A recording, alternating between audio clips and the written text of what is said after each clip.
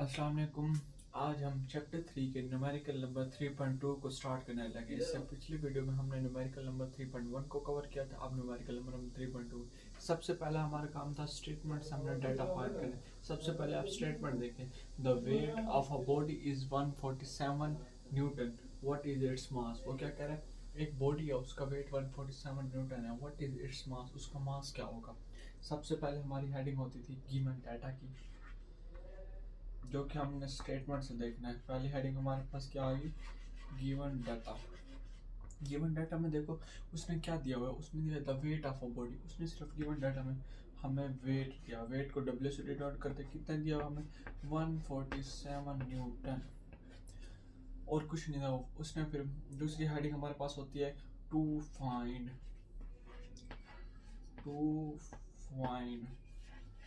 दूसरी हेडिंग हमारे पास होती है टू फाइंड की व्हाट इज इट्स मास, यानी कि हमने मास फाइंड करना है। वो कहते हैं एक बॉडी है, उसका वेट हमारे पास है 147 न्यूटन, उसका मास फाइंड करके दो। अब देखो तीसरी चीज सोल्यूशन इधर की तरफ आ जाता है। तीसरी चीज होता है हमारे पास सोल्यूशन या कैलकुलेशन। सोल्यूशन या कैलकुलेशन। हमें पता है वेट का फार्मूला, हमें पता है W is equal to mg होता है। अब ये W is equal to mg होता है।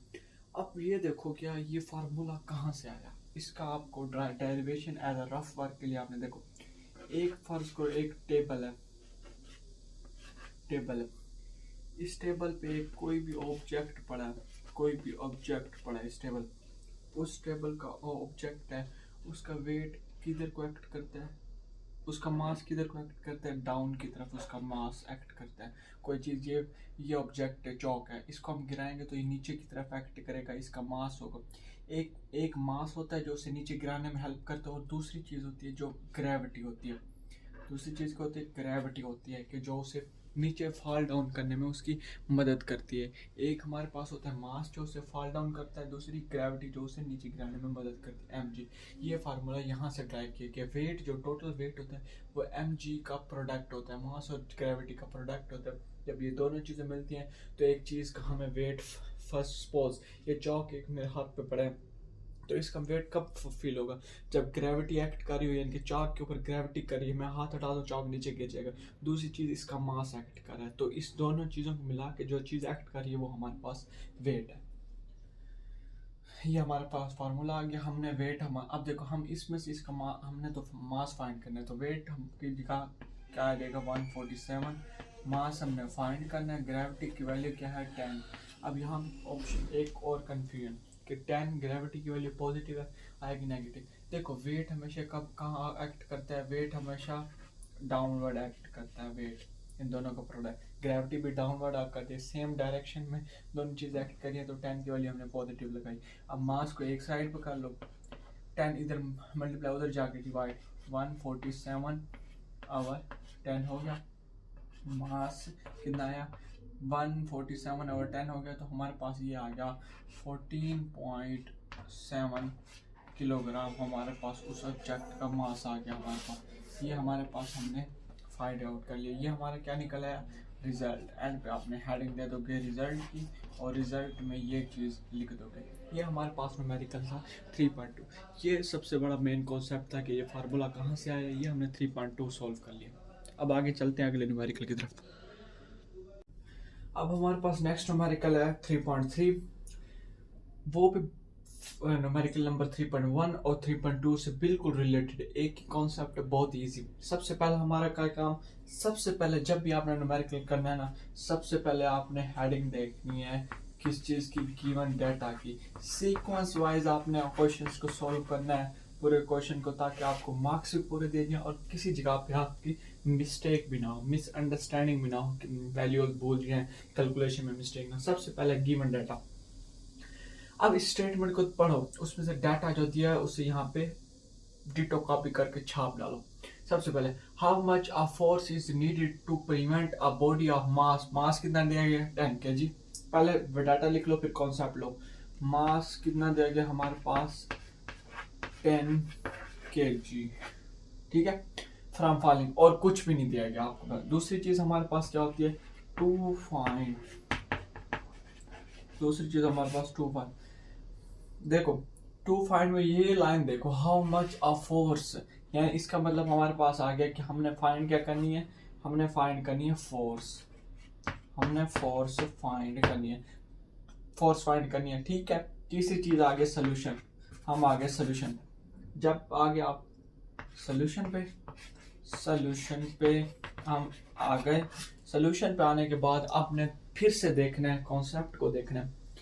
देखो how much force is needed to prevent a body of mass 10 kg, वो कह रहा है एक बॉडी है, किसी भी चीज के ऊपर एक बॉडी पड़ी है, फर्स्ट को ये ब्लॉक पड़ा है, वो कह रहा है इसका मास है 10 kg, मास है 10 kg, ये एक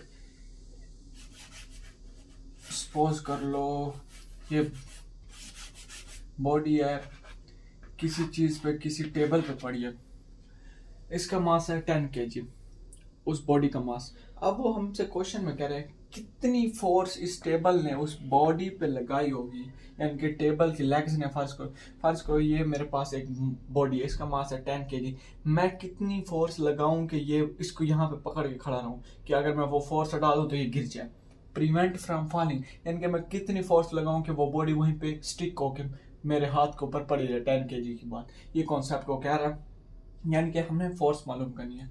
अब आप सोल्यूशन में आ जाओ तो हमें पता है, ये रफ वर्क है आपका, यहाँ पे देखो सोल्यूशन का ये पोर्शन यहाँ पे करो, आपने सीक्वेंस में, मेरे पास बोर्ड छोटा नहीं इसलिए सोल्यूशन। अब फार्मूला हमें पता है, एक फार्मूला था फोर्स का, F is equal to ma, कहाँ से लिया हमने, न्यूटन के सेकंड लॉ ऑफ मोशन से हमने ये फार्मूला लिया, आप ऊपर हवाला भी दे दोगे तो अच्छी बात है, from Newton second law of motion, F is equal to ma।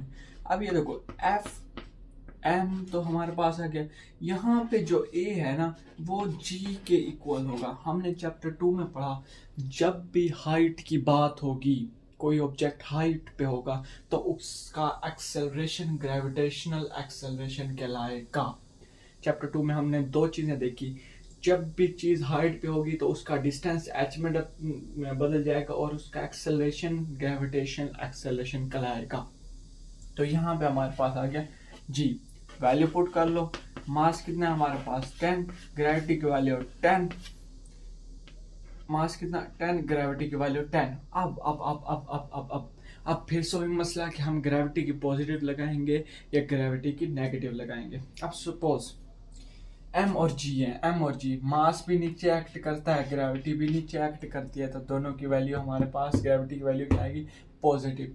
Basically inertia कहता है कि एक ऑब्जेक्ट जहाँ पे पड़ा है वो वहीं पे पड़ा रहना चाहता है, नीचे से टेबल उठा लो वो नीचे गिरेगा, ग्रेविटी भी नीचे का एक्ट कर लिया, तो यहाँ पर हमारे पास दोनों पॉजिटिव आ गए, तो हमारे पास फोर्स कितनी आ गई 100 न्यूटन। न्यूटन क्या है, फोर्स का यूनिट, न्यूटन क्या है, फोर्स का यूनिट।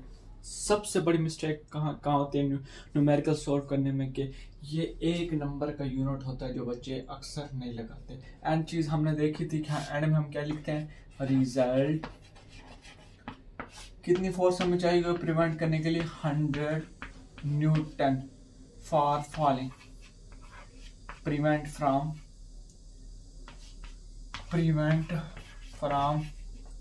फॉलिंग, 100 न्यूटन फोर्स रह जाएगी हमें किसी भी ऑब्जेक्ट को फॉलिंग करने से बचाने के लिए। एक दफा गिवन थ्रू का उसने हमें कहा था एक ऑब्जेक्ट है, उसे वो 10 किलो का ऑब्जेक्ट है, आप उसे होल्ड करके रखो, कितनी फोर्स आपको लगेगी कि वो गिर ना जाए, उसे गिराने से बचाने के लिए कितनी फोर्स लगेगी, उसने हमें मास दे दिया था, फोर्स दे दी थी, हमने F equal m Newton second law of motion से हमने फार्मूला लिया। जब हमें पता था जब भी कोई चीज हाइट पे हो तो उससे एक्सेलरेशन ग्रेविटेशन एक्सेलरेशन में बदल जाता है, हमने उसे मल्टीप्लाई किया, फोर्स हमारे पास 100 न्यूटन आ गया, रिजल्ट लिखा, न्यूमेरिकल को सॉल्व किया। अब इस न्यूमेरिकल की डिवीजन कैसे होगी, 1 नंबर, 2 नंबर, 3 नंबर और 4 नंबर, और ये रिजल्ट का 5 नंबर। ये रफ वर्क है, ये रफ वर्क है सिर्फ किसके लिए, कॉन्सेप्ट लेने के लिए। यहाँ पे हमारा न्यूमेरिकल नंबर 3.3 फिनिश हुआ। अब नेक्स्ट हम 3.4 को देखते हैं।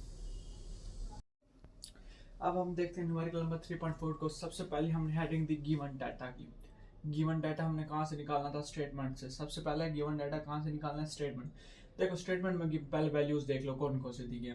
Find an acceleration produced by force दी गई है कितनी 100 न्यूटन इन अ मास कितना दी गया 50 kg। टू फाइंड क्या करना है, फाइंड एन एक्सेलरेशन सोल्यूशन। अब तीसरी चीज सोल्यूशन में आओ, कॉन्सेप्ट देखो। कॉन्सेप्ट ये है कि एक बॉडी है, सपोज एक गाड़ी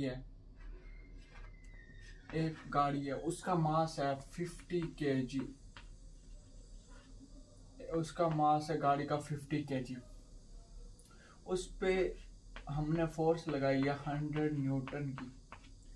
अब वो हमें कहता है एक गाड़ी है, उसका मास है 50 kg, उस पे हमने 100 न्यूटन की फोर्स लगाई, बताओ वो कितनी स्पीड से घूमेगी, कितनी स्पीड से। एक्सेलरेशन बताओ, उसकी स्पीड क्या होगी, एक्सेलरेशन बताओ कितनी तेजी से वो बढ़ेगी, आगे एक्सेलरेट करेगी। तो हमें पता है फ्रॉम न्यूटन के सेकंड लॉ के मुताबिक F is equal to M A का पता है आपको, पिछले न्यूमेरिकल में ए जी से रिप्लेस हुआ था क्योंकि हाइट पे बात थी, यहाँ पे ग्राउंड पे बात है, ए जी से रिप्लेस होगा या नहीं होगा, नहीं होगा। हमने क्या फाइंड करना है, एक्सेलरेशन एम इसके नीचे आ जाएगा, F over M is equal to A F की वैल्यू क्या है हमारे पास 100, नीचे से हमारे पास एम की वैल्यू क्या है 50, डिवाइड करो 1 2, एक्सेलरेशन हमारे पास क्या आया 2, एक्सेलरेशन का यूनिट मीटर पर सेकंड स्क्वायर, ये हमारे पास क्या निकला है इसका आंसर। फाइनल हेडिंग किस चीज़ की, रिजल्ट की, कितना आया हमारे पास एक्सेलरेशन 2 मीटर पर सेकंड स्क्वायर, यानी कि 2 मीटर पर सेकंड स्क्वायर की रफ्तार से वो घूमेगी अगर एक चीज़ पे इतनी फोर्स लगे और वो इतने मास की हो। ये हमारे पास 3.4 न्यूमेरिकल फिनिश हुआ।